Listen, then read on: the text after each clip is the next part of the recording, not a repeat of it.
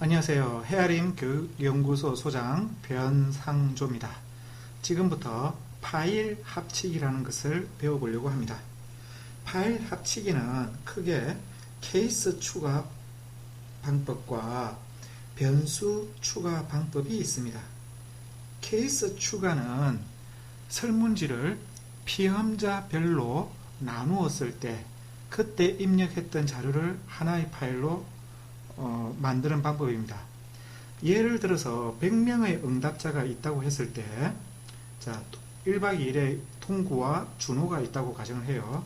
동구가 1번 피험자부터 100번 피험자까지 100번이 아니고 50번 피험자까지 입력을 하고, 준호가 51번부터 100번까지 입력을 했을 경우에 동구가 만든 파일이 있을 거고 준호가 만든 파일이 있을 겁니다. 이때 이 두 개의 파일을 이제 하나의 파일로 합치는 걸 이제 알아보려고 하는 거예요. 자, 그런데 이제 이거를 케이스 추가 방법이라고 하는데, 즉, 피험자를 합치는 거죠. 응답자를 합치는 겁니다.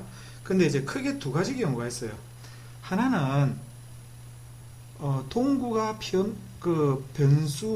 변수를 x1, x2로 적고, 준호도 이 변수를 x1, x2로 똑같이 이렇게 변수명을 만들어서 입력한 경우, 또는 준호가 혼자서 이제 딴 생각하다가 이 변수 x1이라는 변수를 예를 들어서 x3으로 하거나 x2라는 변수를 x4로 해서 변수명이 다르게 입력했을 경우 합치는 방법, 이렇게 또 두 가지가 있습니다. 자, 그러면 변수명을 동일하게 입력했을 경우에 하는 방법을 알아보죠.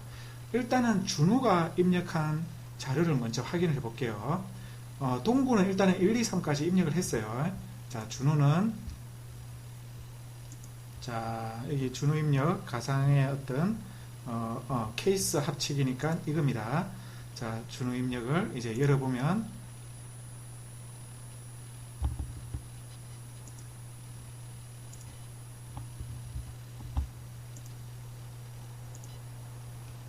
자, 준호가 4번부터 6번까지 x1 변수와 x2 변수 간에 입력을 했음을 이제 확인할 수 있죠. 자, 그러면 다시 이렇게 준호 것을 이제 닫습니다. 닫고, 자, 이것을 하기 위해서는 여기 있는 메뉴에 데이터 메뉴로 들어가서 파일 합치기라는 것을 이렇게 향합니다. 그러면 파일 합치기에 케이스 추가와 변수 추가 두 개가 있네요.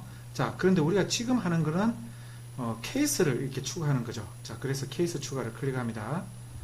자, 그런데 두 가지 방법이 있어요. 하나는 만약에 이제 준호가 입력한 SP 파일을 이렇게 같이 화면에 열어 놓았을 때 이 위에 있는 방법을 쓰고요.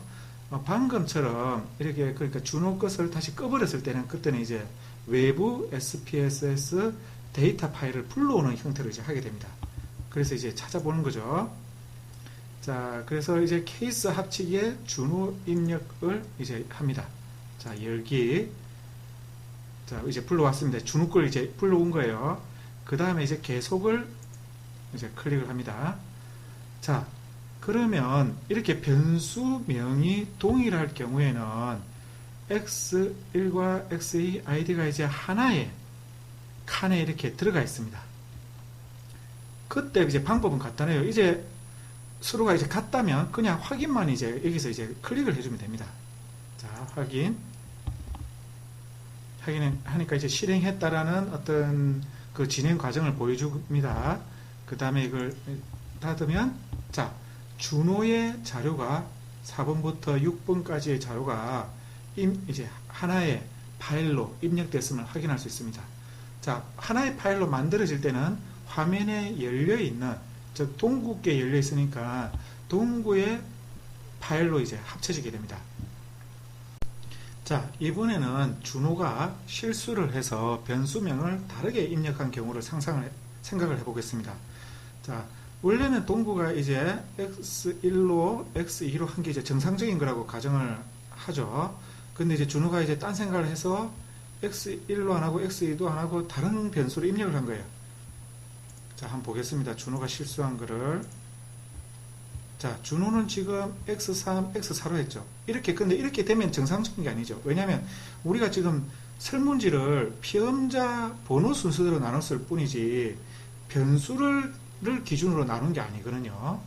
자, 그래서 자, 이거를 이제 하나의 파일로 합칠 때 그런데 우리가 이제 이걸 또 고쳐서 합치지 않아도 되고 그냥 파일 합치기 방법에서 다르게 이제 수정하는 방법이 있습니다. 그걸 한번 보도록 할게요. 자, 준호 거를 끄고요. 자, 데이터를 들어갑니다. 자, 파일 합치기에서 케이스 추가로 들어가서 자, 준호 걸 불러옵니다. 자, 준호가 실수한 거를요.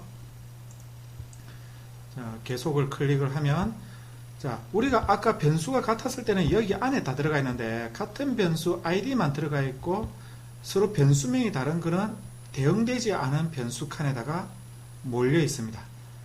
자, 이거를 서로 이렇게 같은 것끼리 대응을 시켜줘야 됩니다. 방법은 간단합니다.